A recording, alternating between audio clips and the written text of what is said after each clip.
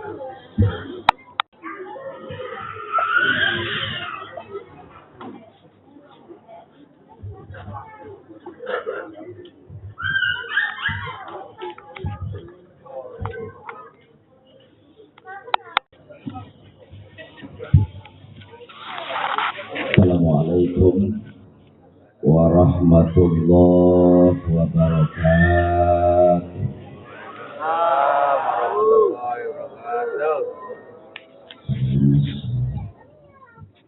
Yang jawab salam saya doakan banyak duit. Hari karena duit. Assalamualaikum warahmatullahi wabarakatuh.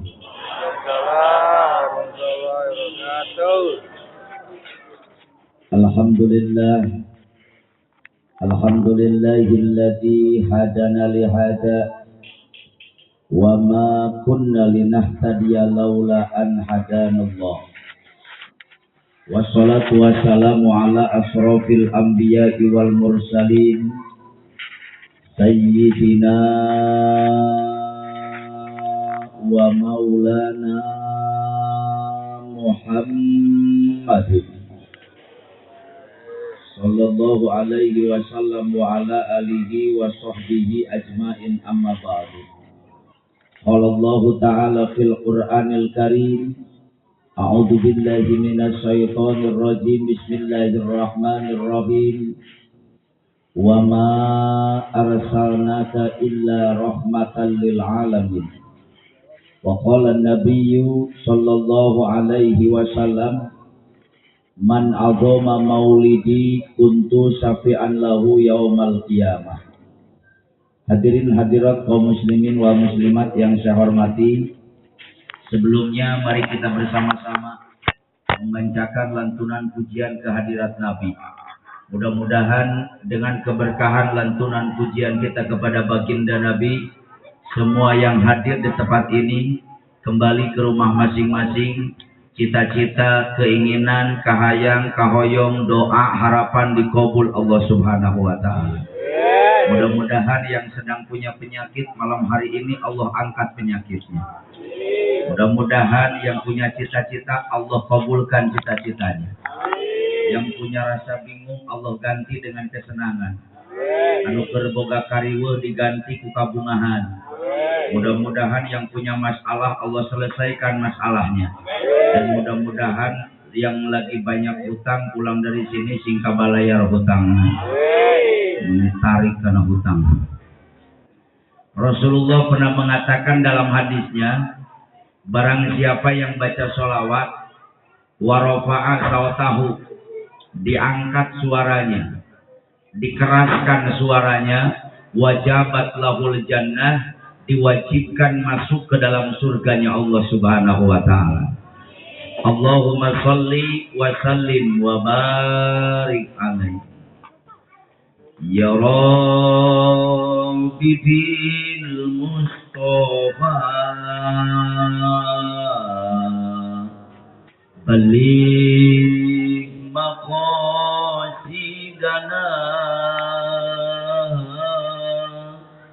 waghfir lana ma madha ya wasi'al karami waghfir lana ma madha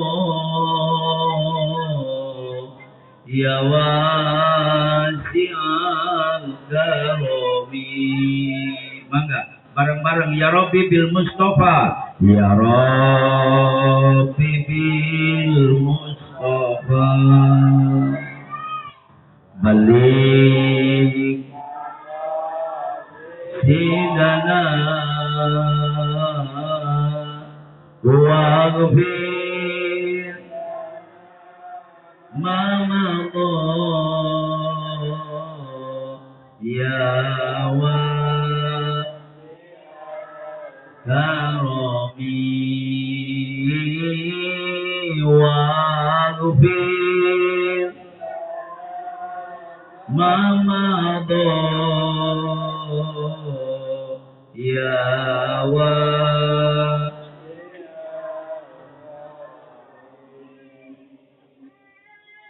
ya Allah yang sifat Rahman, hamba mudan ikhwan ingin mendapat ampunan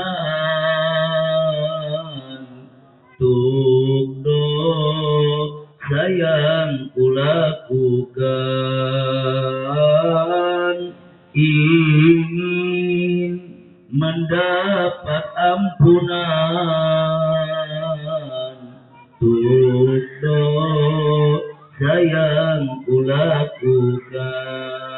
Ya Rabbi bil Mustafa, ya Rabb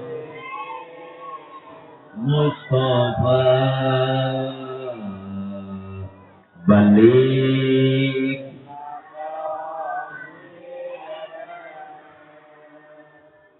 waghfir ma madha ya wa karami waghfir ma madha ya wa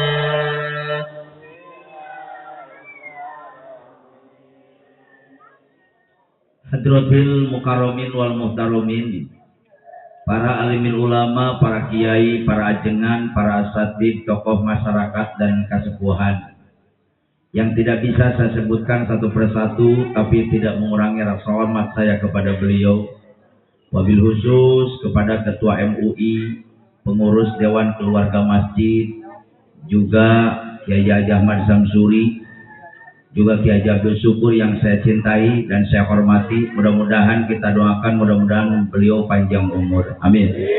Para panitia penyelenggara peringatan hari lahirnya baginda Nabi, berikut aparatur pemerintah, Pak RT, Pak RW, Bapak Kepala Desa, juga tidak lupa kepada bapak-bapak, ibu-ibu, para pemuda dan pemudi, anak-anakku sekalian yang saya cintai. Mudah-mudahan kita semuanya bukan hanya berkumpul di tempat ini saja, tapi dengan keberkahan peringatan Maulid, dengan keberkahan Rasulullah, semua yang hadir di tempat ini di hari kiamat nanti dikumpulkan kembali oleh Allah di bawah naungan bendera yang agung, Liwaul Hamdi, benderanya baginda Nabi besar Muhammad Sallallahu Alaihi Wasallam. Kita bersama-sama memasuki surganya Allah Subhanahu Wa Taala. Ibu bapak hadirin wal hadirat rahimakumullah, tidak akan panjang lebar yang akan saya bahas pada kesempatan malam yang berbahagia ini. Jadi intinya Bu, baginda Nabi menyebarkan satu agama, baginda Rasul menyebarkan satu ajaran, baginda Nabi menyebarkan satu aliran yang agamanya sudah divonis oleh Hakim yang Maha Agung, agamanya sudah divonis oleh Hakim yang Maha Adil, Hakim yang Maha Bijaksana, Hakim yang Maha Rahman dan Maha Rahim, Hakim yang punya langit dan bumi, Hakim yang punya surga dan neraka, Hakim yang menciptakan dan menguasai alam semesta. Allah Subhanahu Wa Ta'ala sudah memvonis ajaran Nabi dalam Al-Quran. Kata Allah, Inna dina indallahil Islam. Agama yang diterima di sisi Allah hanya satu, yaitu agama Islam. Titik, kita gede kalapa. Gak bisa diganggu gugat. Islam ini adalah ajaran yang paling agung. Islam adalah ajaran yang paling bijaksana. Biarkan orang-orang kafir mengatakan Islam adalah agama teroris. Biarkan orang-orang Yahudi mengatakan Islam adalah agama tukang bom. Biarkan orang-orang Amerika mengatakan Islam adalah agama pembunuh, Islam adalah agama radikal, Islam adalah agama biadab. setelah datangnya organisasi ISIS, sikap Islam adalah agama yang sadis. Tapi tolong catat oleh orang Kampung Tengah Cipecang, 14 abad yang lalu, 1400 tahun yang lalu, Baginda Rasul telah memproklamirkan Islam adalah ajaran yang rahmatan lil alamin. Jangankan nyawa manusia, boro-boro nyawa manusia, Bu, nyawa seekor kucing dihormati oleh Islam. Membuktikan bahwa Islam adalah ajaran yang rahmatan lil alamin. Ada hadis Nabi mengatakan, ada seorang perempuan masuk neraka gara-gara menyia-nyiakan seekor kucing. Ini membuktikan bahwa Islam adalah ajaran yang penuh dengan kedamaian dan kasih sayang. Tapi sayang seribu sayang, banyak orang yang ngaku Islam tapi tidak kenal dengan Islam. Banyak orang yang mengaku Islam tapi teu jeung Islam.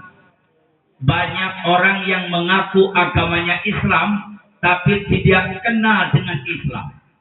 Orang Kampung Tengah mayoritas dalam KTP agamanya Islam, betul? Betul? Tapi tidak sedikit orang yang tidak kenal dengan Islam. Jangankan hukum Islam, jangankan kaidah Islam, kadang-kadang orang Islam nggak kenal dengan bulan Islam, betul? Kalau ditanya bulan Masehi hafal semua. 1 bulan Januari, gas Januari, bantuan atau ibu? 1 Januari, yang kedua, gas Februari, udah Maret, gas April, gas Mei, gas Juni, beres Juli, setelah Agustus, gas September, gas Oktober, beres November, ini apa lu? Pantes sampai anak-anaknya dikasih nama bulan Masehi. Lahir bulan Januari si Januar, lahir bulan Februari si Febrianti, lahir bulan Desember si Desi, lahir bulan November si Novi, lahir bulan September si Septi, lahir bulan Agustus si Agustini, lahir bulan April si Aprilia, lahir bulan Maret Maerot. Itu kayaknya Maerot lahirnya bulan Maret. Tapi kadang-kadang kalau ditanya bulan Islam, banyak orang Kampung Tengah nggak kenal dengan bulan Islam.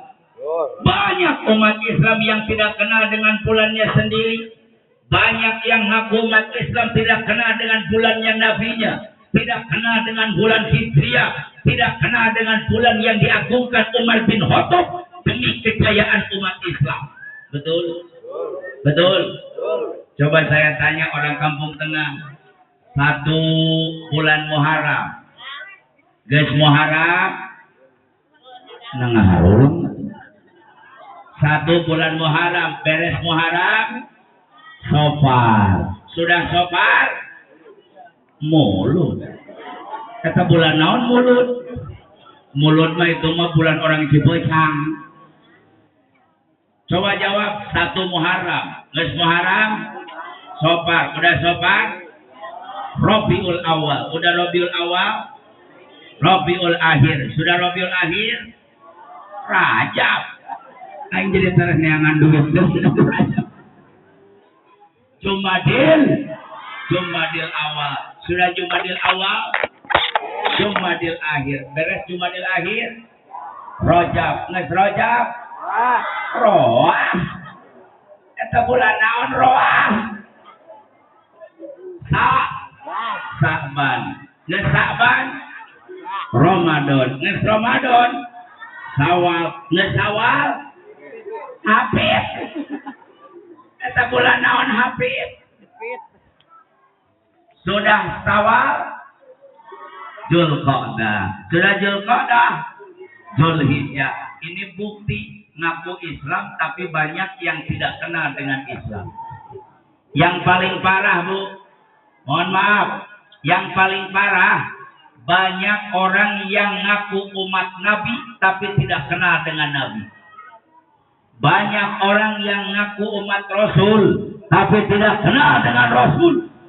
Banyak orang yang mengaku umatnya Nabi Muhammad. Banyak orang yang ingin mendapatkan syafaat Nabi Muhammad. Tapi umat Islam banyak yang tidak kenal dengan Nabi Muhammad. Kadang-kadang orang Cipecang lebih tahu artis daripada Nabi. Betul? Lebih tahu ke Ahmad Dhani daripada ke Nabi Muhammad. Lebih tahu ke Ariel Peter Pan daripada ke Sayyidina Utsman. Yang kena kasih Sule daripada ke Sayyidina Ali. Betul? Ibu-ibu lebih tahu ke Mak Nok daripada ke Siti Khadijah. Lebih tahu ke Dewi Persik daripada ke Siti Fatimah. Lebih tahu ke Julia Perez daripada Siti Hafsah. Anak-anak kita lebih tahu Upin Ipin daripada Hasan Hussein. Betul? Betul? Coba kita buktikan. Saya tanya, orang Cipecang, saya tanya, anak Nabi Muhammad dari Siti Khadijah ada berapa? Jawab. Ceraricing atuh. Anak Nabi Muhammad dari Siti Khadijah ada berapa? Ada 5. Itu mah anak Mang Mamad. Anak Nabi Muhammad dari Siti Khadijah ada berapa? Jempling. Kalau anak Ahmad Dhani dari Simaya ada berapa? Ada 3. 1, 2, 3.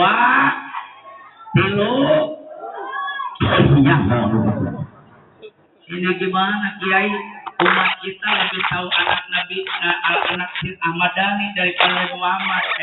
Saya katakan supaya tahu, yang minimal hikmahnya pulang dari muludan nyaho-nyaho anak Nabi atau anak Nabi Muhammad dari Siti Khadijah ayah adalah genap.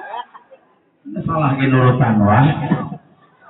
Anak Nabi Muhammad dari Siti Khadijah ayah gen. 1 Siti Ruk. Kita sama menyebut Rukmini.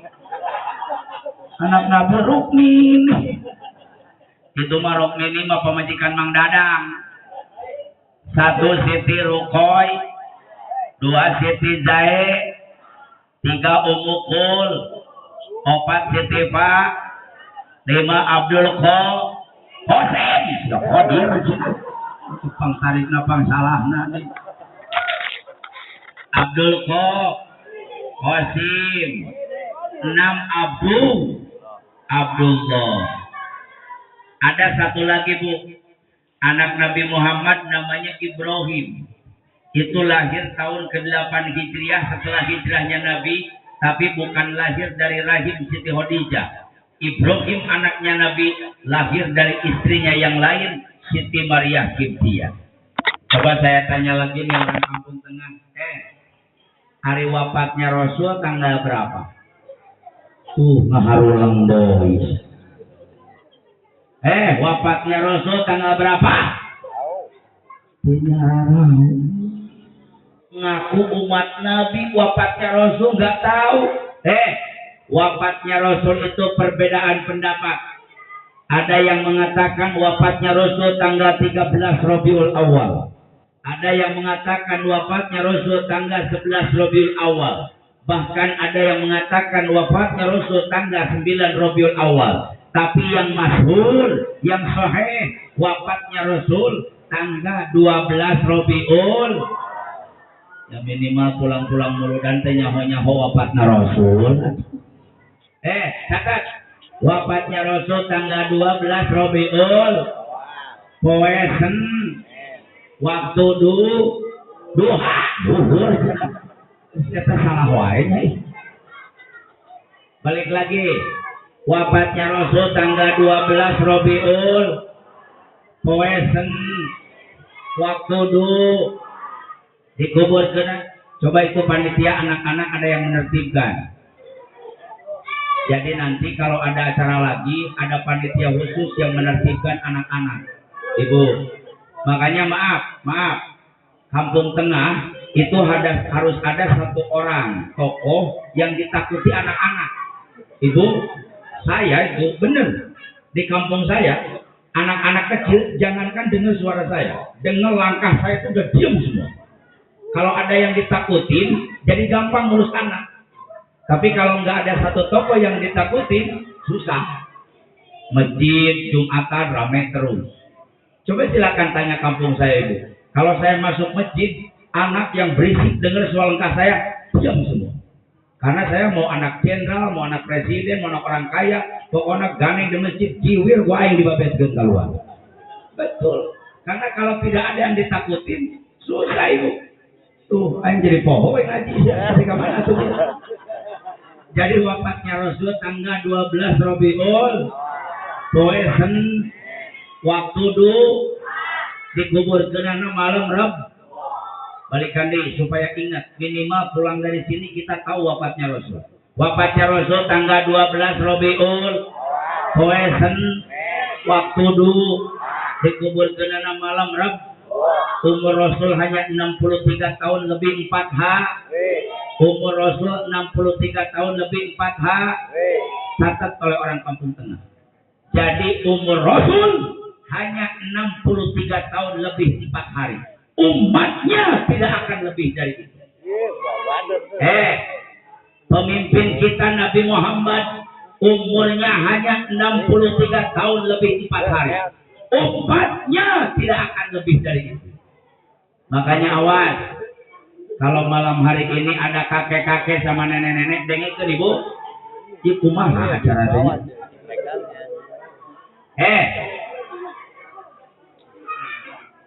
Ada orang tuanya enggak itu anak-anak? Kata jigana budak cetakan malam Rebo. Itu kalau malam Rebo itu ibu, dinasihatinya susah. Makanya Rasul mengatakan kalau bikin anak jangan malam Rabu. Nanti anaknya bakal buta hatinya, buta matanya. Jadi dinasihatin susah. Kalau anak dinasihatin susah, Anda itu anak dibikinnya malam Rabu.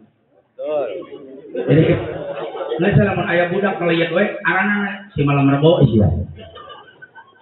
Jadi catat umur Kanjeng Nabi 63 tahun lebih 4 hari. Umatnya tidak akan lebih dari itu. Makanya awas, kalau ada nenek-nenek dan kakek-kakek malam hari ini umurnya sudah 63 tahun lebih 2 hari. Nah 2 hari lagi cicing bisa tong kemana-mana. Pokoknya 2 poe itu mak 2 poe itu ini hanya kalahin muludan. Jadi 2 poe. Pokoknya emak 2 hari lagi akan dapat rezeki yang besar. Amin. Nah ini bukti kita ngaku umat Nabi tapi tidak kenal dengan Nabi. Kalau dulu saya waktu masih kecil ibu, umur 5 tahun itu oleh nenek saya sudah dikenalkan dengan Nabi. Melalui nyanyian-nyanyian Islami, melalui siiran-siiran Islami. 5 tahun saya udah teriak-teriak di masjid pegang mikrofon, bogorowokan di masjid. Nabi urang sarerea Kangjeng Nabi anu mulia Muhammad jenenganana Arab Quraisy bangsana Ramana Said ibunya si dilahirkeun di wengi Senin tahun Rabiul Awal tanggal kedua April bulan Masih tanggal kedua Jadi anak-anak yang dulu itu dengan Nabi kenal. Makanya malam hari ini kan timbul pertanyaan dari hati ibu-ibu dan bapak-bapak. Pak Ustadz, apa sebabnya kita harus memperingati Maulid? Apa sebabnya kita harus tajiman wa takriman mengagungkan dan memuliakan hari lahirnya Nabi? Sampai di kampung-kampung banyak yang memperingati Maulid. Di kota banyak yang memperingati Maulid. Di instansi pemerintah banyak yang memperingati Maulid. Sampai malam hari ini orang kampung tengah, panitia, warga masyarakat dan kesepuhan bekerja sama memperingati Maulid. Memperingati Maulid dengan meriah pandemi KBBA kan orang Cibecang. Nepi ka artos jadi dapros, duit jadi wajib, uang jeranginang asis jadi kunci, kebo digorok me dilekek, ayam dibeberik, malah diudag-udag, ting benang, ting gitu.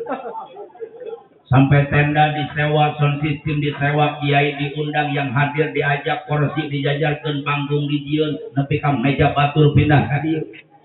Menanginya gitu nyaho.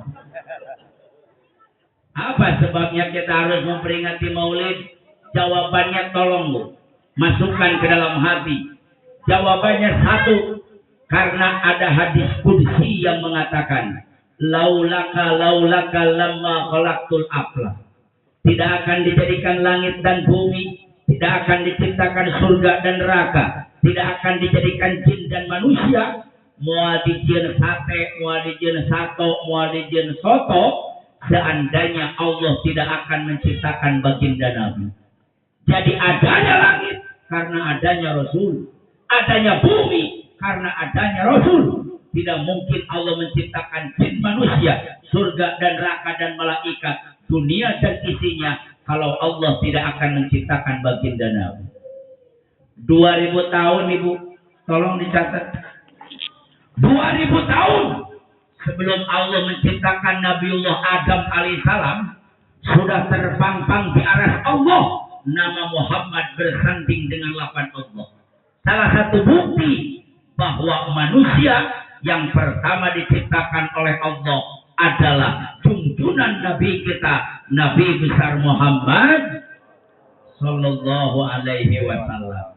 Ibu, sampai Nabi Adam dijadikan manusia, Nabi Adam bingung. Nabi Adam jadi manusia, Nabi Adam bingung. Melirik ke sebelah kanan tidak ada teman. Lieu ka kenca teu aya babaturan, ke depan komo deui ka tukang apalagi. Tapi pas lihat di aras Allah ada nama Muhammad bersanding dengan lapan Allah, Nabi Adam langsung protes sama Allah. Kata Nabi Adam, "Ya Rob, saya bingung ya Rob." Kata Allah, "Bingung kenapa Dam? Kredit motor kagak kamu?" Ini kan kadang-kadang yang bingung itu yang banyak hutang. Sedangkan orang Indonesia, orang Cikuecang, orang Kampung Tengah sama kayak orang Cimande, orang Bogor, hutangnya nggak habis-habis. Selesai kredit ini, kredit lagi. Selesai kredit ini, pinjam lagi. Orang Indonesia itu kapusing, kalieur, kabingung, nggak bakal berhenti. Kenapa? Orang Indonesia itu punya penyakit dua, Pak. Yang pertama, suka memaksakan beli barang yang belum waktunya dibeli. Yang kedua, suka memaksakan beli barang yang belum pantas dibeli. Makanya orang Indonesia itu di dunia internasional dicap Indonesia itu sifatnya konsumtif. Apa artinya konsumtif? Nyieun teu bisa, duit teu boga, kahayang loba, ngiri duit loba. Betul? Betul? Punya uang 25 juta, pengen beli mobil. Harga mobil kan 150 juta. Maksain, pakai uang muka. Sebulannya 4.500.000, 4 tahun atau 4 tahun pusing nggak berhenti. Punya uang cuma 2.500.000, pengen beli motor. Harga motor kan 15 juta. Dipaksain beli motor, pakai uang muka. Sebulannya 560.000, 3 tahunan atau 3 tahun liur. Ibu, kalau orang kaya beli lemari es jangan diikuti. Orang kaya itu beli lemari es wajar, uangnya banyak, kulkasnya bukan dapat kredit dan sudah waktunya beli kulkas. Makanya kalau orang yang sudah pantas beli kulkas, orang kaya kalau dibuka kulkasnya dalamnya bagus, Bu. Anggur merah, anggur hejo, apel merah, apel hejo, buah pir, markisa, strawberry, jeruk, anggur. Ini giliran orang Kampung Tengah, buka duit, maksakeun beli kulkas buat ngiridit. Pas dibuka kulkasnya cerona cair, dalamnya air semua. Kata tetangganya, ini kulkas apa kolam ya? Pas dibuka kirain apa, padahal terong nohararajut. Pas dibuka tetangganya udah seneng aja, kirain anggur ngejejar, padahal leunca nohararajut. Ini Nabi Adam protes, "Ya Rob, saya bingung ya Rob." Bingung kenapa Dam? Kata Allah, saya yang pertama diciptakan. Betul? Katamu aku yang pertama dibuat. Benar. Cek Gusti abdi pengheulana di damel jeung dicieun. Ya, tapi saya bingung ya Rob. Kenapa ada nama Muhammad bersanding dengan lapatmu lebih dulu? Berarti ada makhluk sebelum aku ya Allah. Jawaban Allah kepada Nabi Adam, hei Nabi Adam, laulaka lamma khalaqtul aflak. Tidak akan aku menciptakan kau Nabi Adam, seandainya aku tidak akan menciptakan Muhammad. Kata Nabi Adam, ya Rabb, siapa Muhammad itu? Allah menjawab, Muhammad khatamin nabiyyin wa imamil mursalin. Muhammad adalah yang akan menjadi pemimpin para nabi dan rasul dan akan menjadi penutup para nabi. Makanya tolong catat oleh orang kampung tengah, masukkan ke dalam hati, bawa pulang ke rumah, pertahankan sampai mati. Cek orang Sunda mah ulah unggut kalinduan, ulah gedag keanginan, ulah laas kahujanan, ulah leeh kapanasan, jadu bungkuk pabalituk haram dempak pabalata, tong mundur sasiku tong ngejata tunyang bea, sok sanajan disisir serit di buaya mengapkeun dicacak di walang-walang deset di uyahan, ulah mipir kepada badai pasir, ulah pancewang kepada nyerang jurang. Tanamkan dalam hati ibu dan bapak, bawa pulang ke rumah, pertahankan sampai kita meninggal. La nabiyya ba'dah. Tidak ada lagi nabi setelah Rasulullah. Tidak ada lagi Rasul setelah Nabi Muhammad. Makanya walaupun ke orang kampung tengah ada manusia jenggotnya ngamai nepi ke aspal, pecinya tingginya 7 meter, sorbannya segede ban truk, Qurannya sebesar pintu, tapi kalau dia sudah berani mengaku nabi menurut ajaran Islam, halal darahnya untuk dibunuh oleh umat Islam. Kenapa? Karena la nabiyya ba'da. Tidak ada lagi nabi setelah Nabi Muhammad. Bu, makanya ibu-ibu harus bangga punya polisi Indonesia. Saya saja bangga punya polisi Indonesia. Saya katakan di hadapan para polisi, saya bangga punya polisi Indonesia. Kenapa harus bangga punya polisi Indonesia? Karena polisi yang paling berani di seluruh dunia itu hanya polisi Indonesia. Jadi polisi yang paling berani di seluruh dunia itu hanya polisi Indonesia. Buktinya tuh di Jakarta, malaikat Jibril ditangkap. Coba bayangin siapa yang berani nangkap malaikat Jibril? Si Lia Eden ngaku jadi malaikat Jibril. Apa polisi Indonesia takut? Tidak, ditangkap oleh polisi Indonesia. Di Bogor polisinya pada berani, Bu. Di Kecamatan Pamijahan Nabi ditangkap. Ahmad Mosadek, pelatih badminton, nepako ke Tarabenang, ngaku jadi nabi, polisi Indonesia tidak takut, ditangkap oleh polisi Indonesia. Di Cisarua kemarin ada yang ngaku jadi Imam Mahdi, polisi Indonesia tidak takut, ditangkap oleh polisi Indonesia. Yang paling hebat polisi di Garut tuh. Di Garut itu polisi yang paling berani, nggak tanggung-tanggung, Tuhan ditangkap. Ada yang ngaku jadi Allah, namanya Mahmudin, rokoknya gudang garam merah. Masa ada Allah rokok gudang garam merah? Tapi polisi Indonesia nggak takut, yang ngaku Tuhan ditangkap oleh polisi Indonesia. Makanya ibu, orang Cipecang kalau mau ngaku udah ketinggalan. Mau ngaku jadi apa lagi? Mau ngaku jadi Tuhan, udah ada di Garut. Mau ngaku jadi malaikat, udah ada di Jakarta. Mau ngaku jadi nabi, udah ada di Kecamatan Pamijahan. Mau ngaku jadi Imam Mahdi, udah ada di Sarua. Udah ketinggalan orang Cipecang. Ya kalau mau ngaku-ngaku juga atau ngaku setan nih, belum ada itu yang ngaku. Mohon maaf, jadi polisi yang paling berani di seluruh dunia polisi Indonesia. Tapi di Indonesia yang jujur polisi cuma 2. Jadi polisi Indonesia yang jujur cuma 2, Pak. 1 patung polisi, 2 polisi tidur. Itu siapa mah digeleng ya? Ibu, jadi satu kali lagi, la nabiyya ba'da. Tidak ada lagi nabi setelah baginda Nabi. Mohon maaf, nur kanjeng Nabi yang ada di aras Allah, Allah pindahkan, Allah titipkan di keningnya Nabi Adam. Allah langsung berfirman kepada malaikat, ya malaikat isjudu li Adam. Hei malaikat, Karubin, Rohanin, Jibril, Mikail, Israfil, Ijrail, Munkar, Nakir, Raqib, Atid, Malik, Ridwan.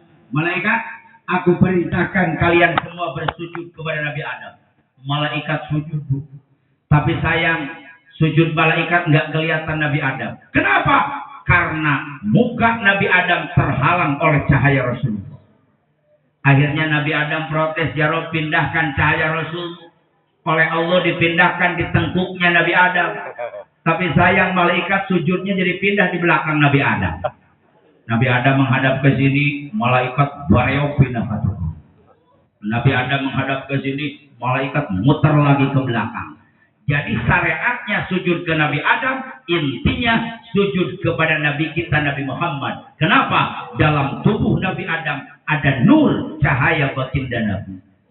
Nabi Adam protes lagi, masa ada sujud ke belakang ya Rob? Pindahkan ya Rob. Terakhir nur Rasulullah dipindahkan di telunjuk Nabi Adam. Awas nih, oleh-oleh bawa pulang ke rumah pengajian. Jadi terakhir nur Rasulullah dititipkan di telunjuk Nabi Adam. Makanya orang Cipecang, orang kampung tengah, jangan kaget. Sampai detik ini telunjuk kita besar wibawa dibandingkan dengan jari-jari yang lain. Kenapa telunjuk kita besar wibawa? Karena telunjuk dulunya pernah dijadikan tempat nur Rasulullah. Kalau ibu nggak percaya telunjuk besar wibawa, coba diem di jalan raya. Walaupun lagi kenceng angkot, masukin telunjuk, diem angkotnya. Betul. Coba ibu-ibu nasihatin anak-anak lagi berisik pakai jempol, tapi kabotak bang awaro. Ganeng tuh kalah keserian.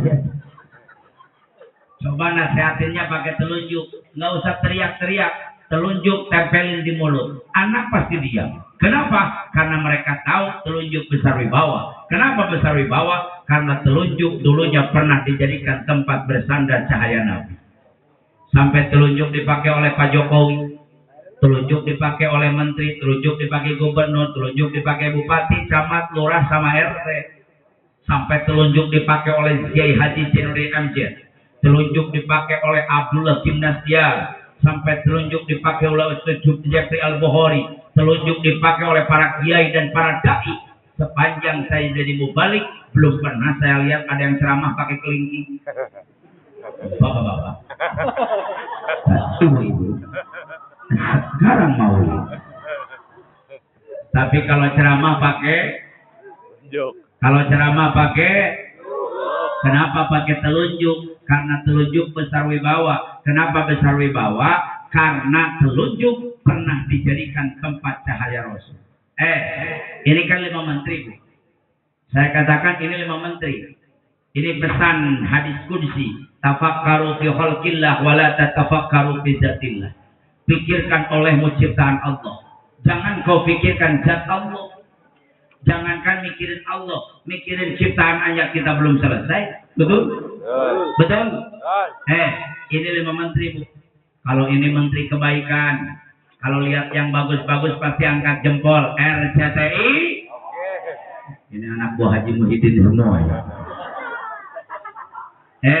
Kalau ini menteri penerangan, tiap nerangkin pasti pakai telunjuk. Tuh Pak RT, tuh Pak RW, tuh Pak Lurah.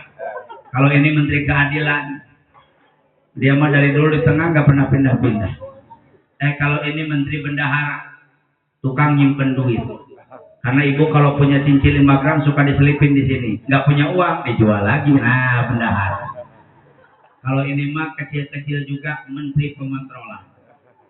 Coba masukin ke hidung. Dapat tapi kecil. Ini pemontrolan. Ibu, ya kan badan tubuh kita ini dijadikan contoh.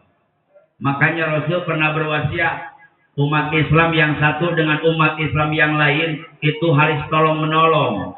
Warga yang satu dengan warga yang lain, tetangga yang satu dengan tetangga yang lain, umat yang satu dengan umat yang lain. Kata Rasul, hal jasadil wahid, harus seperti tubuh yang satu.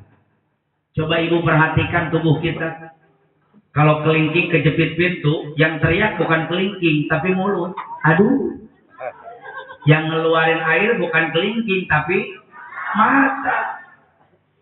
Yang riut anu pusing bukan kelingking tapi kepala. Yang meriang bukan kelingking, tapi badan. Padahal yang kejepit pintunya kelingking. Betul? Makanya itu sebagai contoh untuk orang kampung tengah. Kalau ada tetangga kena musibah, walaupun kita nggak kena musibah, kita harus ikut prihatin. Kalau ada tetangga kena bencana, walaupun kita nggak kena bencana, kita pun harus merasakan kepedihan yang mengalami bencana. Kalau tetangga kita punya masalah, kita pun harus bantu menyelesaikan masalah seperti kelingking. Walaupun kejepit pintunya kelingking, tapi yang teriak mulut, yang ngeluarin air mata, yang pusing kepala, yang meriang badan. Padahal yang kejepit kelingking. Itu kal jasadil wahid, harus seperti tubuh yang satu. Ibu, makanya badan kita ini harus dicontoh. Coba lihat, badan kita kan semuanya kerjasama. Mata, hidung, telinga kerjasama. Makanya kalau ada di kampung Karangtengah hidupnya gontok-gontokan, nggak mau kerjasama, dia nggak punya malu sama hidung, nggak malu sama telinga, nggak malu sama mata. Karena mata, hidung, telinga aja kerjasama. Mata pernah ngomong ke kuping, Bu.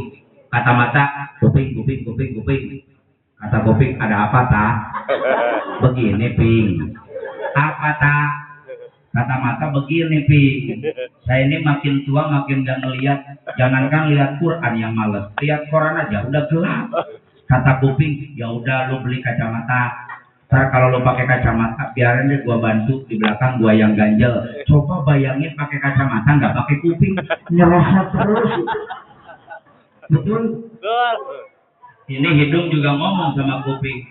Kata hidung, ya kuping, jangan lo aja dong ngebantuin ke mata. Gua juga kan tetangganya. Nanti disangkanya gua sirik lagi. Kata hidung, enggak, gua enggak sirik. Kalau kau pakai kacamata, biarkan yang bantu di depan, yang ganjel, aku yang bantu, aku yang ganjel. Bayangin kalau pakai kacamata nggak pakai hidung, jatuh terus. Betul? Coba tangan sama kaki, memang hidupnya nggak saling tolong menolong. Tangan kanan ke depan, tangan kiri nggak semau gue nolongin dia ke belakang. Tangan kiri ke depan, tangan kanan melangalah ke belakang. Tangan kaki kanan ke depan, kaki kiri diam. Kaki kiri ke depan, kaki kanan yang diam. Coba bayangin kalau tangan kita dan kaki kita hidupnya nggak kerjasama, saya yakin di kampung tengah banyak yang jalannya kayak pampir ajol-ajol. Betul? Betul?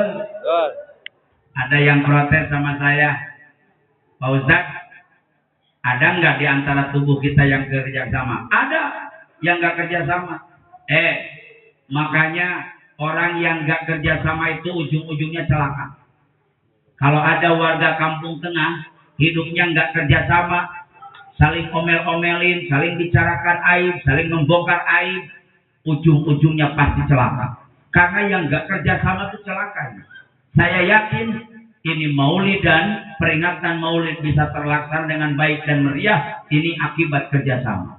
Makanya kalau ada warga yang nggak mau kerjasama, kalau nggak di akhirat, di dunia pun pasti celaka. Karena yang nggak kerjasama itu celaka. Mana contohnya yang nggak kerjasama? Nih lihat, mata, tangan, lidah, dia nggak kerjasama. Makanya ujungnya celaka. Saya pernah buktikan, Bu, mata, lidah, sama tangan nggak kerjasama. Saya ceramah daerah Cisarua. Setelah ceramah yang punya hajat nyuruh makan. Pak Ustadz, makan dulu. Atau karena makan saya sama pengheulana itu. Datang ke tempat prasmanan, ini mata udah nggak apa-apa, udah ngomong. Ustadz, itu lihat daging yang paling gede. Tuh lihat bumbunya juga banyak. Kata tangan dah colok. Dicolok sama tangan, cep, dimasukin ke lidah. Kata lidah, bukan, ini mah lengkuas. Mau dimuntahin malu, mau ditelan mager. Akhirnya sampai mobil saya lengkuas aja di mulut. Kata yang punya hajat, Pak Ustadz mau pulang. Pulang, padahal ada lengkuas. Itu akibat tidak kerja sama. Akibat tidak kerja sama. Mungkin ada orang kampung tengah protes, Pak Ustadz, kalau ada warga dengan warga ribut boleh nggak? Ada tetangga dengan tetangga ribut boleh nggak? Kalau ada saudara dengan saudara boleh nggak ribut? Boleh. bukan boleh, tapi nggak apa-apa. Karena manusia punya hawa nafsu, manusia punya amarah, betul. Benar terus bukan malaikat, salah terus bukan setan. Makanya kalau ada tetangga, saudara, ribut itu wajar manusiawi. Tapi tolong, mohon maaf, umat Islam kalau mau ribut nggak boleh lebih dari 3 hari. Kalau ada umat Islam nggak saling tegur sapa, masih ribut lebih dari 3 hari, 40 tahun amal ibadahnya nggak akan diterima. Jadi kalau ada umat Islam dengan Islam nggak saling tegur sapa, nggak nanya-nanya selama lebih 3 hari, 40 tahun amal ibadahnya nggak akan diterima Allah. Makanya jangan lebih dari 3 hari. Makanya ibu kalau mau ribut sama tetangga janjian dulu. Mau ribut nggak? Jangan lebih 3 hari ya. Ada nggak anggota tubuh kita yang ribut? Ada bu. Mana? Nih, tangan kanan sama tangan kiri pernah ribut. Tapi boro-boro 3 hari, 1 jam aja enggak, udah baik lagi. Ini tangan kiri pernah ngamuk sama tangan kanan. Kata tangan kiri, hei kanan, ada apa Ri? Saya benci sama kamu Nan. Kenapa Ri? Bayangin sama kamu tuh giliran yang enak-enaknya aja ya. Giliran salaman sama bupati kamu, sama janda juga kamu. Giliran makan kamu, giliran tanda tangan kamu, giliran minum kamu, giliran terima duit kamu, giliran cebok saya aja. Ini tangan kiri pernah ngamuk Pak. Tapi tangan kanan itu nggak dilawan. Kenapa? Makanya kalau ibu punya tetangga pemarah, kalau punya tetangga marah-marah terus, jangan dilawan. Karena api itu nggak mungkin padam dengan api, tapi api itu padamnya dengan air. Nanti kalau ibu lawan sama aja api dengan api ya makin besar apinya. Tapi harus pakai air, disiram. Tapi jangan tetangganya disiram. Nanti marah. Artinya dilawan dengan lemah lembut. Tangan kanan nggak bicara apa-apa sama tangan kiri. Dinasehatin tangan kiri dilus-lus. Makanya kalau tetangganya pemarah dilus-lus bu. Kayak tangan kanan ngelus-lus tangan kiri. Kata tangan kanan, kiri jangan ribut dong. Malu tuh sama kuping, sama hidung, sama telinga. Kerjasama kita masa ribut sih. Kamu kan tangan, saya tangan. Kamu jarinya 5, saya jarinya 5. Kamu nabinya Nabi Muhammad, saya pun Nabi Muhammad. Kamu Tuhannya Allah, saya pun Allah. Kamu Islam, saya Islam. Kenapa harus ribut? Tenang tangan kiri. Walaupun aku yang bagian yang enaknya saja. Betul kata kamu. Giliran salaman dengan pejabat saya, giliran terima uang saya, giliran tanda tangan saya, giliran minum saya, makan saya, salaman sama perawan dan janda pun saya, tapi tenang tangan kiri. Nanti kalau saya dapat uang 10 juta, kita belikan jam tangan merek Rolex, silahkan pakai olehmu tangan kiri. Nah, ini itu tangan kanan pakai jam tangan ini kuliah cebok itu. Makanya sampai sekarang nggak pernah ribut lagi. Makanya kalau ibu punya tetangga pemarah, benci terus sama kita, punya rambutan, kirim rambutan, biar malu. Punya duren, kasih durian, biar malu. Jangan orang marah, kita marahin lagi, ya lebih marah. Betul? Ini pesan Rasulullah. Mohon maaf ibu, jadi anggota tubuh kita ini hidupnya kerjasama. Setelah selesai, Nabi Adam dititipi oleh Allah nur Kanjeng Nabi. Itu nur Rasulullah oleh Nabi Adam dipindahkan kepada istrinya tercinta namanya Siti Hawa. Kenapa dikasih nama Hawa? Karena Siti Hawa itu diciptakan Allah dari tulang rusuk Nabi Adam sebelah kiri. Tolong catat perempuan. Perempuan ini diciptakan dari tulang rusuk. Tulang rusuk ini kan Pak tulang yang paling rawan. Coba Bapak kalau berantem sama orang pukul tulang rusuknya, pasti akan jatuh. Kenapa? Karena tulang yang paling rawan. Makanya ibu-ibu ini diciptakan dari tulang rusuk. Bahasa Sunda mah tulang iga. Kalau tulang rusuk itu bengkok apa lurus bu? Bengkok apa lurus? Nah ibu-ibu tuh bengkok. Dilurusut terlalu kenceng, patah. Enggak dilurusin, bengkok terus. Makanya bapak-bapak punya istri kadang-kadang serba salah, Pak. Enggak diomelin, istri kita kredit terus. Kapan beresnya hutang kita? Dibentak terlalu kencel, bawa pakaian minta dicerai. Dasar si bengkok. Serba salah. Di Cimande aja ada, Bu. Tetangga saya, orangnya pemarah, istrinya bentar-bentar kredit. Beres kredit kerudung, kredit celana. Udah kredit celana, kredit baju. Udah kredit baju, kredit kulkas. Udah kredit kulkas, kredit Magicom. Kata suaminya, ini hutang gua kapan beresnya ya? Akhirnya saking kesal tuh istrinya diusir, Bu. Kata suaminya, udah gua setelah punya istri macam lu kayaknya gua 10 tahun aja mati nih. Udah. Sekarang masih banyak. Gua daripada punya istri kayak lu mendingan gak punya istri. Dah, pulang sana. Bawa tuh kulkas. Padahal gak punya kulkas di rumahnya, Bu. Biar kedengaran sama tetangganya aja. Kulkas bawa, lemari bawa, semua bawa, kompor bawa. Anaknya 3, Bu. Datang yang satu ditanya, kamu ikut siapa? Mau sama ayah apa sama ibu? Ngomong. Anak dibentak kan gigil. Sama ikut sama ibu, Pak. Datang anak yang kedua, kamu ikut siapa? Sama ya, saya juga sama ibu. Datang yang ketiga, kamu? Saya juga sama ibu. Kata ayahnya, ya kalau semua sama ibu, ya ayah juga sama ibu lagi aja. Jadi kagak jadi. Makanya perempuan itu sensitif. Apa artinya sensitif? Tekau, di bahasa Sunda mah. Eta naon bahasa Indonesia tekau? Enggak kau.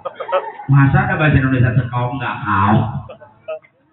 Itu mah kayak tetangga saya kemarin ngobrol sama orang Jakarta. Bahasa Indonesia nggak bisa. Jangan main ke sana. Di sana jalannya lurus. Ada bahasa Indonesia lurus.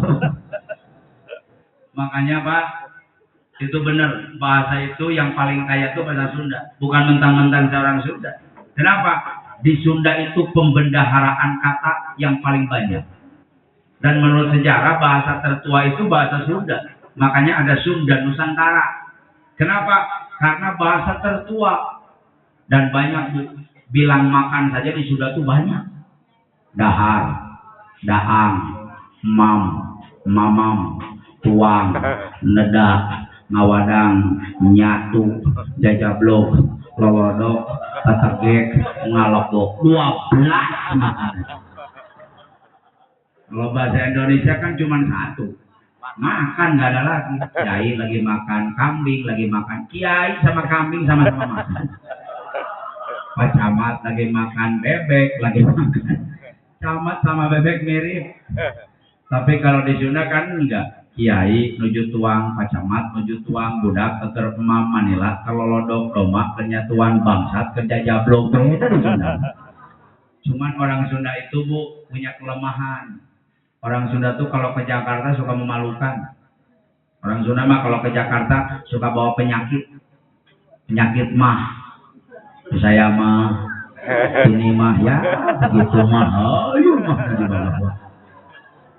Beda dengan orang Jawa. Di sini ada orang Jawa? Ada. Maaf Jawa. Saya bangga dengan orang Jawa.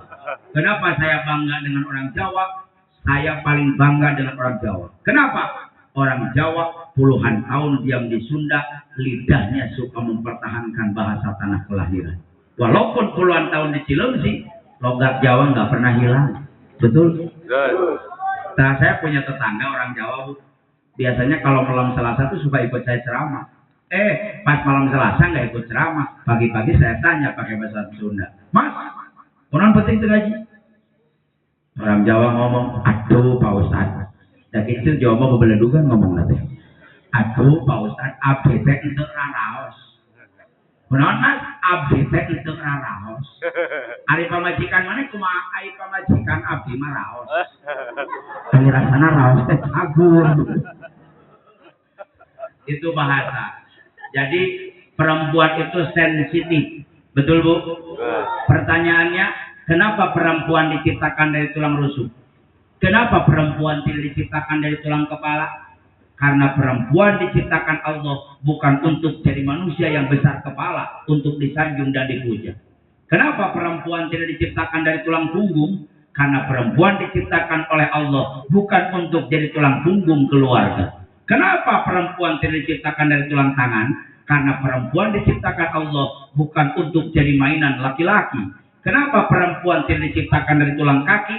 Karena perempuan diciptakan Allah bukan untuk diinjak-injak, bukan untuk dihina, bukan untuk disakiti. Lain jantinya nyeri, tapi perempuan diciptakan Allah dari tulang rusuk, dekat dengan hati untuk diberikan pengertian dan perasaan, untuk dilindungi, dijadikan pendamping, diberikan kasih sayang. Itu adalah perempuan. Tepuk tangan atuh.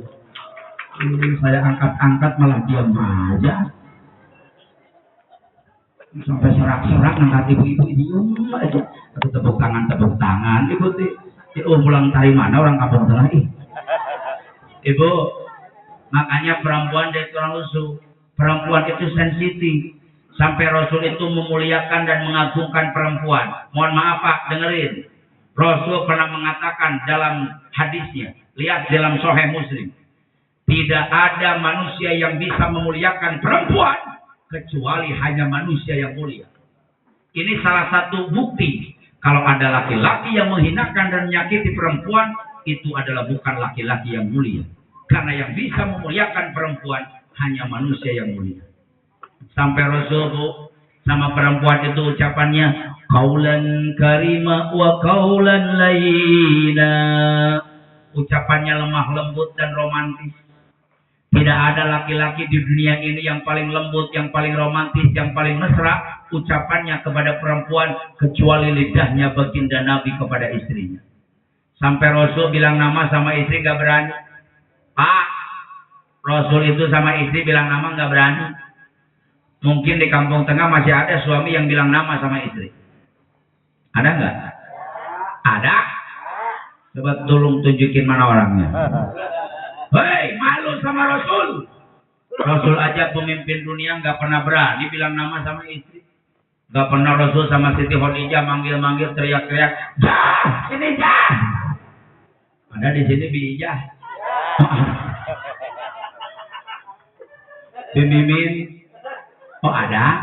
Bi Imas. Bi Tuti. Bi Enung. Masih ada. Di sana udah pada meninggal itu. Rasul nggak pernah sama Siti Khadijah, Jah, sini Jah. Tidak. Rasul sama Siti Khadijah panggilnya pakai gelar. Ya Ummul Mukminin.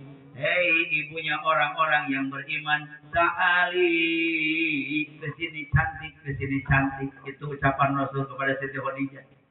Belum pernah Rasul sama Siti Aisyah. Biasa.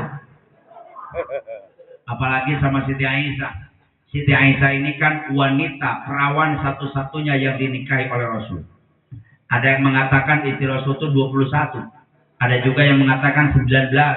Ada yang mengatakan istri Rasul itu 9. Ada yang mengatakan 11. Dari istri Rasul yang banyak itu hanya satu perawan yang dinikahi oleh Rasul, yaitu Siti Aisyah. Makanya sama Siti Aisyah Rasul manja. Bilangnya juga pakai gelar. Ya Humayr. Hei yang kemerah-merahan pipinya. Hei mawar merah. Rasul manggil sama istri mawar merah. Ibu pernah disebut ke mawar merah sama suami? Ini pulang dari sini istrinya protes sama suaminya. Tuh dengerin tuh sama kuping kamu. Tadi juga kata Kiai Cimande, Rasul tuh bilangnya sama istri mawar merah, nggak kayak kamu. Kata suaminya, kalau Rasul kan wajar istrinya cakep. Lalu kayak kenal pot begitu. Ini mah bukan mawar merah, katanya kumis kucing. Ibu, Rasul itu kalau pulang kemalaman, dengerin nih, bapak-bapak dengerin Pak. Rasul itu kalau pulang kemalaman, ketuk pintu ke rumah istrinya 3 kali nggak dibuka. Demi Allah, lihat sirah nabawiyah. Belum pernah Rasul mengganggu istri yang sedang tidur. Kalau ketuk pintu ke rumah istrinya 3 kali nggak dibuka, Rasul gelar sorban depan pintu, tidur sampai pagi. Saya tanya, ada di kampung ini yang suaminya kayak Rasul? Allah. Ya memang yang istrinya kayak Siti Aisyah juga nggak ada di sini. Suami kita mah pulang ronda 2 kali pintu diketuk nggak dibuka, ditendang pintu. Siapa apa pae itu udang pun pae dikubur kan aing kawin deui ya terus ya. Betul Bu? Betul. Dan Rasul itu bukan hanya lemah lembut sama istri. Rasul itu bukan hanya lemah lembut sama tetangga. Rasul bukan lemah lembut sama anak cucu, sama keluarga, sama sahabat. Tapi tolong catat oleh orang kampung tengah. Rasul lemah lembut sama musuh. Saya tanya, manusia mana yang bisa lemah lembut dengan musuh? Makanya Rasul bukan hanya dibanggakan oleh umat, bukan dibanggakan sahabat, bukan dibanggakan keluarga, bukan hanya dipuji oleh anak dan istri, tapi tolong catat, Rasul dipuja, dipuji, dibanggakan oleh musuh. Saya tanya, pemimpin mana di dunia ini yang dibanggakan dan dipuja oleh musuh? Hanya Rasul. Orang kafir di Jerman pernah mengatakan, mengakui, tidak ada pemimpin di dunia ini yang paling sukses. Nomor 1 hanya Muhammad Rasulullah. Itu kata kafir. Kenapa? Karena Rasul bisa lemah lembut sama musuh. Pernah Bu, ada kejadian. Rasul tuh kalau subuh mau ke masjid ada yang ludahin. Atau Rasul ke masjid ada yang teriak-teriak, Muhammad! Rasul melirik, langsung disembur sama ludah. Wah! Muka Rasul penuh dengan ludah. Pertanyaannya, apa marah? Rasul hanya dielap pakai sorban, senyum, beres kan? Subhanallah. Hari kedua Rasul lewat lagi, yang ludahin nongkrong lagi, Muhammad! Rasul melirik lagi, wah, lebih banyak. Apa Rasul marah? Diusap lagi pakai selendangnya, senyum lagi, udah mas, subhanallah. Itu kalau Ustadz Ntis mau ke masjid, ada preman yang ludahin, gak berani, saya ngambil golok dulu ke rumah. Kalau Rasul tidak. Itu malam ketiga nih orang Arab udah kesel. Kata orang Arab, kayaknya ludah gua kurang banyak nih. Itu dari jam 1 sampai subuh ngumpulin ludah. Udah penuh ludahnya, nongkrong dekat masjid. Pas Rasul lewat, dipanggil lagi. Udah nggak bisa bilang Muhammad karena penuh dengan ludah. Rasul melirik lagi, dimuntahkan ludah sebanyak-banyaknya ke mukamu yang mulia Rasulullah. Pertanyaannya, apa Rasul marah? Ludah yang banyak diusap pakai selendang, senyum. Udah mas, subhanallah. Hari keempat Rasul lewat, yang ludahin nggak ada. Rasul cari-cari, larak kanan, larak kiri, ini kemana langganan? Langganan. Tanya tetangganya, mas, sini mas. Kata tetangganya, labbaik ya Muhammad, ada apa Muhammad? Enggak mas, begini mas. Satu kalau lewat pagi-pagi ke sini ada yang ludahin. Tapi sekarang nggak ada, kemana ya mas? Saya kehilangan, kemana ya? Ludahnya wangi mas. Kemana ya mas ya? Kata tetangganya, ente nggak tahu Muhammad. Emang kenapa? Yang ludahin kamu tiap hari itu sakit. Kenapa mas? Sakit. Yang benar mas. Iya, yang ludahin tiap kamu tuh sakit, langganan kamu. Itu Rasul nggak jadi ke masjid, pulang ke rumah. Tanya sama istrinya, Mama, ada makanan nggak mas? Kata istrinya, labbaik ya Rasul, ada sepotong roti. Buat apa ya Rasul? Bungkus mah. Buat apa ya Rasul? Bungkus. Saya mau nengok orang yang sakit. Itu roti dibungkus Bu, dibawa ke rumah yang mau nengok orang yang sakit, yang ditengoknya yang setiap hari ludahin Rasul. Subhanallah. Ketuk pintu ke rumahnya. Kata yang di dalam, siapa di luar? Saya Muhammad. Siapa? Saya Muhammad. Muhammad? Iya Muhammad. Oh lu Muhammad, lu berani gua lagi sakit. Kemarin lu gua lagi sehat, gua ludahin lu diam aja. Ntar lu kesini lagi gua lagi sembuh. Kata Rasul, saya kesini bukan mau dendam. Saya mau kesini mau nengok, katanya kamu sakit, jadi ada makanan sedikit buat kamu. Itu orang Arab keluar rumah, pas dibuka menggigil sekujur tubuhnya. Keringatnya keluar bercucuran karena melihat pemandangan yang ajaib. Rasul mengeluarkan cahaya menembus 7 lapis langit, mengeluarkan aura dan wibawa. Mujizat Rasul keluar, orang Arab menggigil. Kata orang Arab, Muhammad, tetangga saya, saudara saya, anak cucu saya, orang yang dekat dengan saya. Sampai detik ini saya sakit, belum ada satupun yang nengok saya. Tapi kau Muhammad, yang setiap hari aku jolimi, yang setiap hari aku sakiti, yang setiap hari aku ludahi, Kau adalah manusia yang pertama yang menjenguk aku di saat aku sedang sakit. Sungguh agung akhlakmu Muhammad. Sungguh mulia ajaran Muhammad. Sungguh hebat agama Muhammad. Saksikan oleh Muhammad detik ini juga. Asyhadu an la ilaha illallah wa asyhadu annaka rasulullah.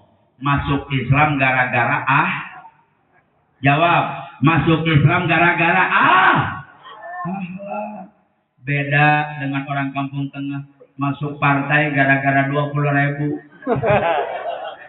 Masuk partai gara-gara kaos 2. Nyolok lurah gara-gara ceban.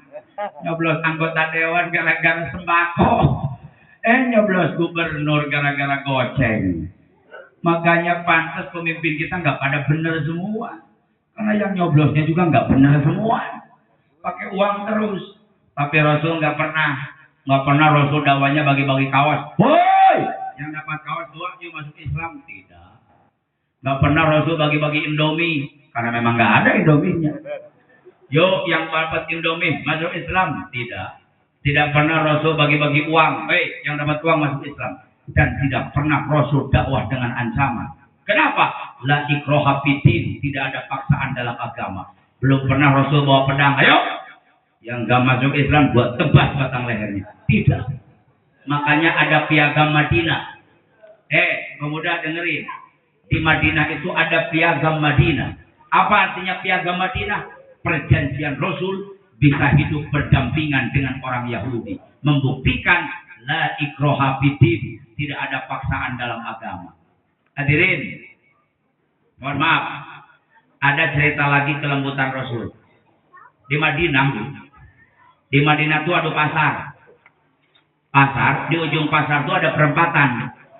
Di ujung pasar itu ada orang buta Yahudi yang setiap hari kerjaannya menjelek-jelekan Rasul. Orang Yahudi buta, nongkrongnya di perempatan pasar tiap pagi sampai sore. Ngomongnya begini, Muhammad gelo, Muhammad gila, Muhammad tukang sihir, Muhammad tukang hipnotis, jangan deket-deket sama si Muhammad. Muhammad sinting, rada burung, rada gelo, sok dideketan, Muhammad gelo. Itu tiap hari kerjanya seperti itu. Tapi tiap pagi Rasul liwat, yang ngejelekin Rasul orang buta Yahudi disuapin makanan sama Rasul. Kata Rasul, Mas berhenti dulu ngomongnya, Muhammad gelo, Muhammad burung, berhenti dulu Mas, ini makan dulu. Itu disuapin sama Rasul. Sebelum disuapin rotinya dilembutkan dulu sama Rasul. Dilembutkan dulu supaya gampang dimakannya, disuapin. Setelah beres, udah kenyang Mas, udah terusin lagi ngomongnya, Muhammad gelo, Muhammad orang gila, sinting, jangan deketin si Muhammad, nanti ke bawah sesat. Itu tiap hari sampai Rasul meninggal dunia.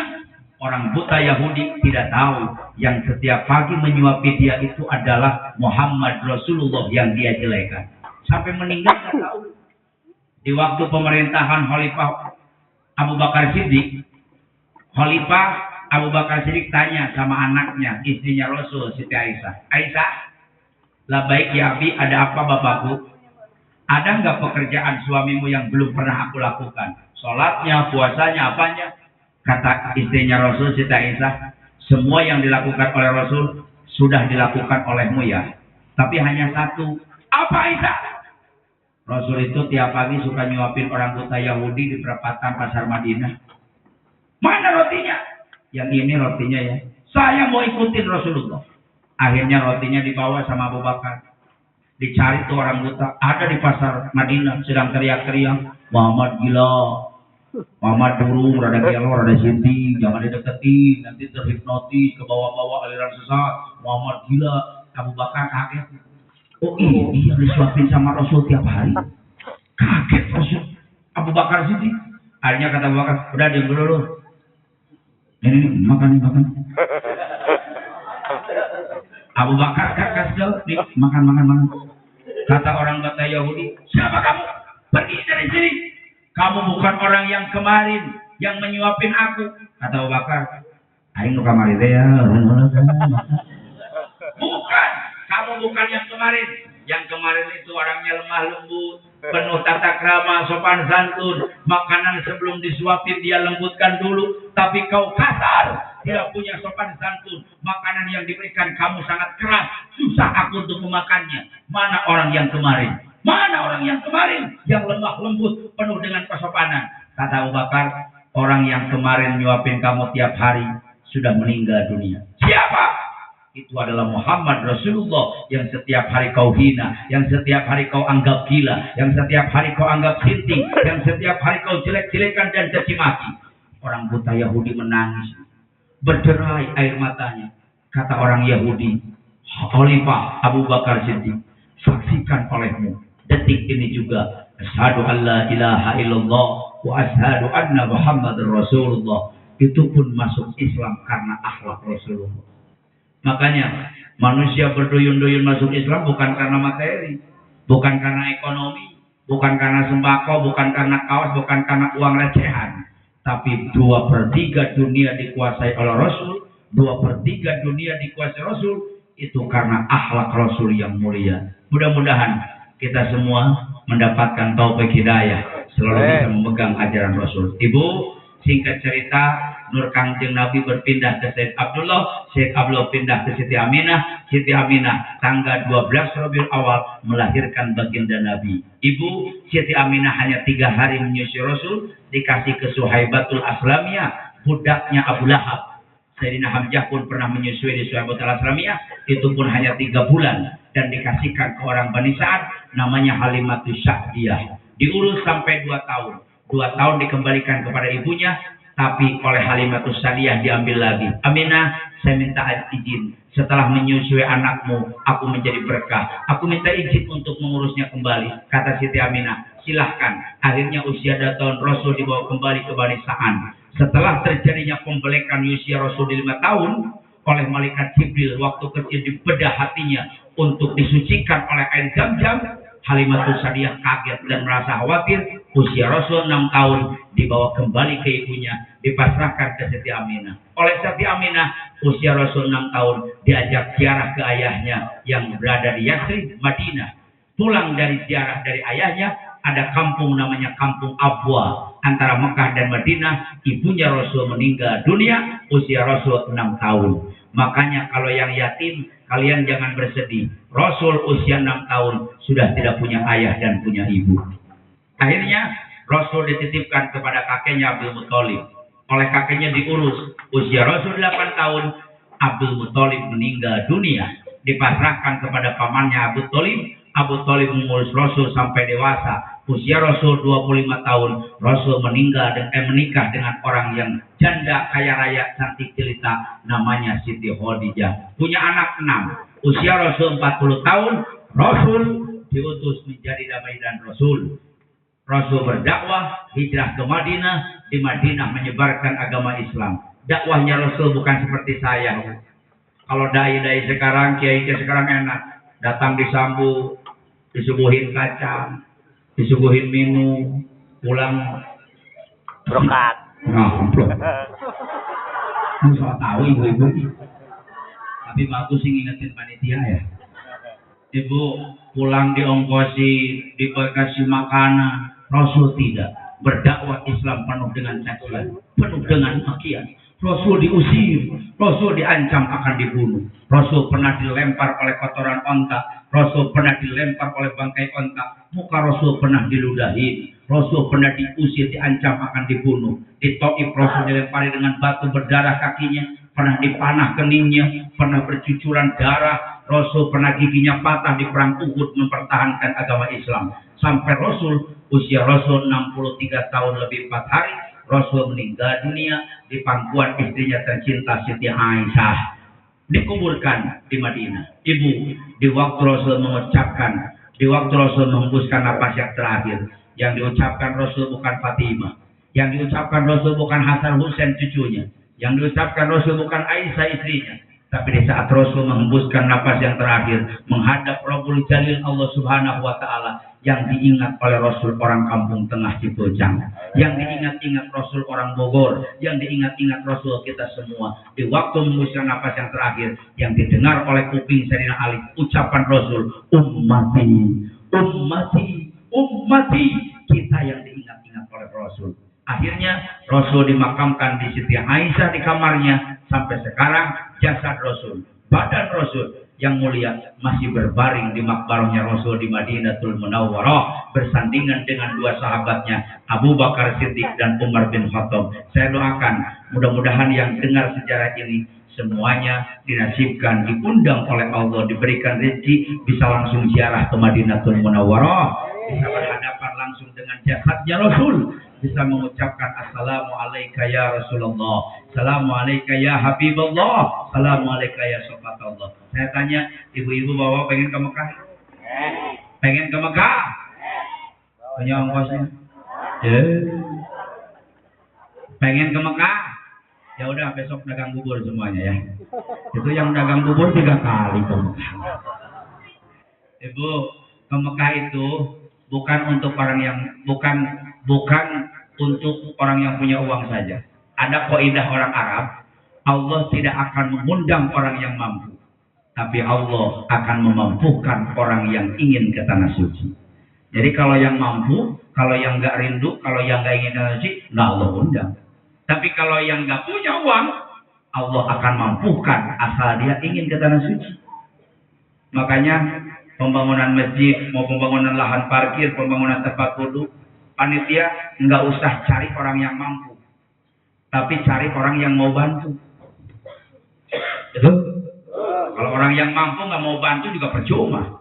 Tapi kalau orang yang mau bantu, berusaha semaksimal mungkin. Dia akan telepon saudaranya, Pak, di sini lagi ada pembangunan, tolong dong bantu. Dia akan telepon temannya. Itu orang yang mau bantu. Makanya kita nggak butuh orang yang mampu, tapi orang yang ingin membantu. Itu yang perlu. Makanya Allah pun tidak akan mengundang orang yang punya uang, tapi Allah akan memberikan uang kepada orang yang ingin ke tanah suci. Ibu punya uang? Punya uang? Yuk ke tanah suci. Jangan sampai kayak tetangga saya kemarin. Saya ajak umroh. Kebetulan saya punya travel. Namanya Ibnu Yaman Tour travel saya. Kalau pesantren saya namanya Ponpes Ibnu Yaman. Kalau travel saya Ibnu Yaman Tour. Saya ngebimbing umroh itu setahun 3 kali. Bulan Desember, bulan Maret, bulan Juni. Itu langsung saya yang bimbing ke tanah suci Mekah dan Madinah. Program 12 hari. Ibu, mohon maaf. Ada tetangga saya kemarin saya tanya, Mas ikut umroh yuk. Kata dia, Pak Ustaz, umroh kan harus pakai uang. Dari mana uangnya? Saya nggak punya uang, Ustaz. Diajak umroh nggak punya uang. Seminggu kemudian diponis oleh dokter. Kamu batu ginjal, harus dioperasi, uangnya 40 juta. Itu mendadak ada uangnya. Lu kemarin diajak umroh nggak ada uangnya. Giliran dioperasi sama dokter ada uangnya, ada 40 juta. Nah makanya ibu-ibu kalau yang punya uang sebelum diponis dokter lebih baik bawa ke tanah suci. Itu daripada habis sama dokter. Yang jelas kita sembuh nggak tahu enggak, lebih baik ke tanah suci. Tanah suci itu dijamin uangnya kembali, dijamin dosanya diampuni, dijamin doanya dikabul, dijamin cita-citanya dikabulkan Allah. Udah jelas. Nggak ada yang ke tanah suci bayar, bohong. Betul. Mau yang pergi haji, mau yang umroh, bohong kalau dia ngomong bayar.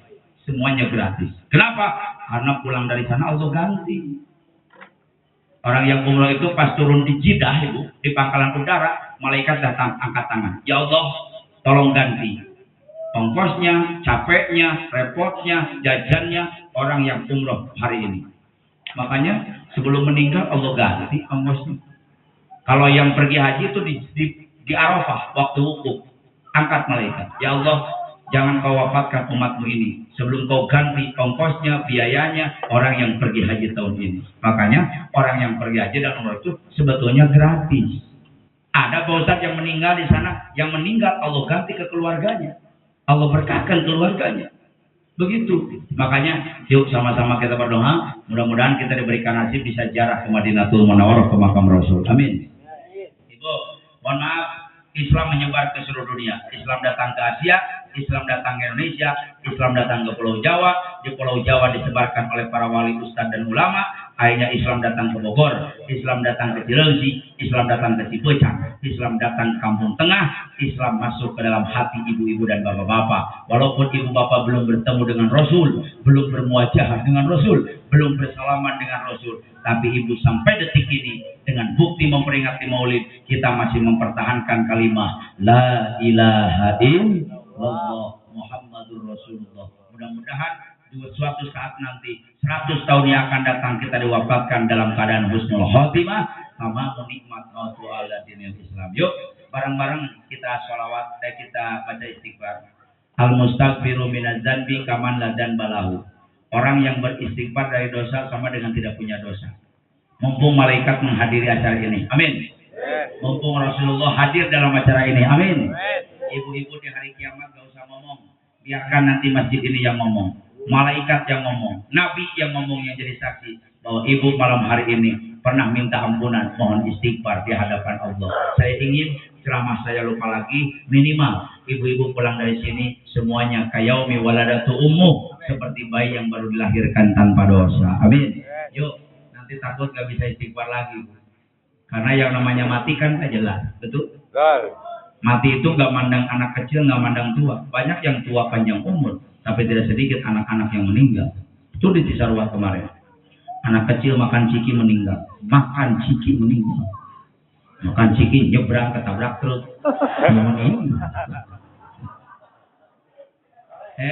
Yang namanya mati itu gak mandang sehat ataupun sakit. Banyak orang sakit sembuh lagi. Tidak sedikit orang sehat mati. Tuh kemarin Air Asia, betul? Tahu Ibu Air Asia kemarin? Nyungsep di lautan 162 orang. Tapi alhamdulillah barusan ada berita di internet saya baca 10 orang selamat. Alhamdulillah. Sebab gak ikut. Yaitu yang gak ikut 10 orang. Karena ada 10 orang yang mau ikut gak jadi selamat. Alhamdulillah. Tapi yang ikut meninggal. Saya tanya, yang meninggalnya orang sakit apa sehat? Sehat. Sukhoi nyungsep 45 orang meninggal, yang sakit apa yang sehat? Sehat. Tsunami di Aceh ribuan orang meninggal, yang sakit yang sehat? Sehat. Tuh Gunung Merapi meletus sampai mbahnya meninggal. Sehat. Mbah Marijak. Saya tanya, yang meninggal yang sakit apa yang sehat? Sehat. Coba bagaimana kalau subuh sekarang giliran orang Kampung Tengah yang meninggal? Enggak bisa ntar dulu. Memang malaikat CS kita. Malaikat tar dulu dong, ini motor 5 bulan lagi anak. Saya sekarang masih bisa ceramah setengah 12. Setengah 12 saya masih bisa tausiah. Setengah 12 saya bisa jalan-jalan. Setengah 12 saya bisa teriak-teriak. Tapi siapa tahu jam 5 subuh sekarang pulang ceramah dari Kampung Tengah, Ustadz nanti sudah berbaring menjadi mayat di hadapan Allah. Jangan amin atau ini anak-anak rasanya doa yang jadi ngadeg-deg ya tuh. Tapi mudah-mudahan panjang siap istighfar, siap. Yuk kita ingat dosa. Yang ingin dia boleh dosa silakan keluarkan istighfarnya. Malaikat dan langsung menyaksikan kita. Astagfirullah Rabbal baraya. Astagfirullah minal khotoya. Keluarkan suaranya istighfar. Astagfirullah Rabbal baraya. Astagfirullah minal khotoya. Maulid Nabi yang jadi buktinya dosa-dosaku ingin diampuninya. Nafas hambamu yang jadi saksinya. Tobat hambamu ingin diterimanya. Jauhkan hambamu dari azab neraka. Istighfar.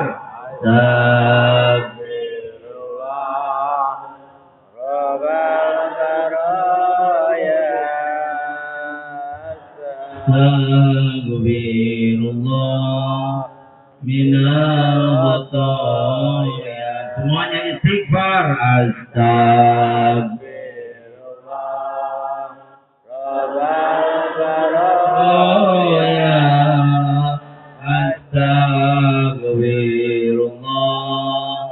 minal khotoya. Angkat tangannya, berdoa bareng-bareng. Rabbi zidni ilman nafi'an wa wafiqni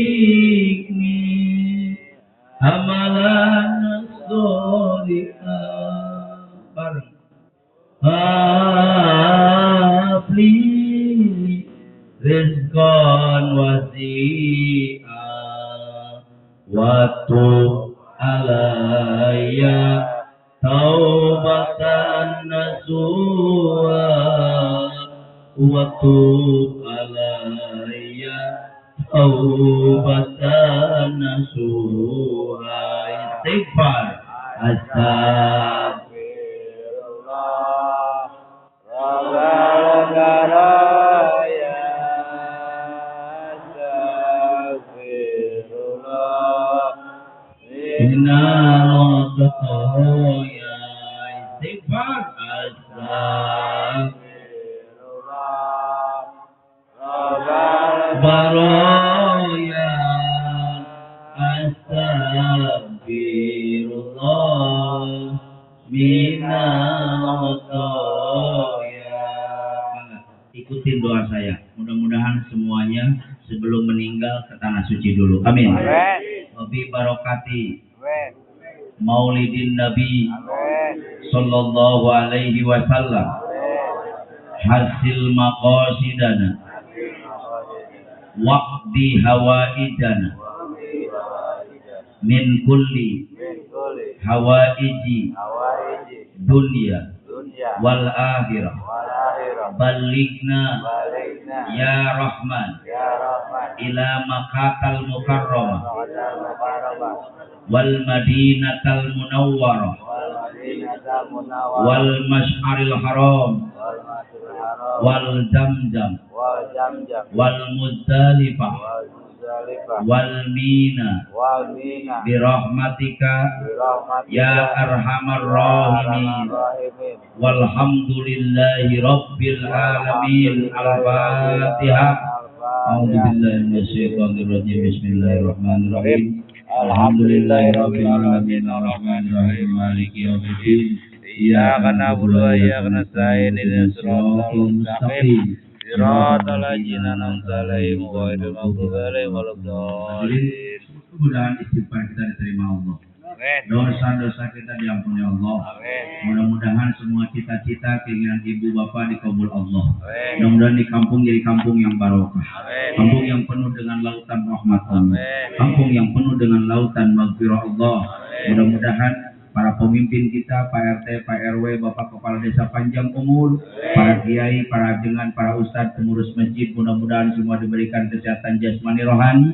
Dan mudah-mudahan ibu bapak semuanya diberikan cahaya taufik hidayah, bisa melaksanakan perintah Allah dan menjauhi larangan Allah. Itu saja yang bisa sampaikan, kurang lebihnya mohon maaf. Kekurangannya kebodohan saya pribadi, lebihnya qudrat izin Allah Subhanahu wa taala. Allahumma fiq laqwa bitariq billahi taufiq wal hidayah wa ridwal inayah.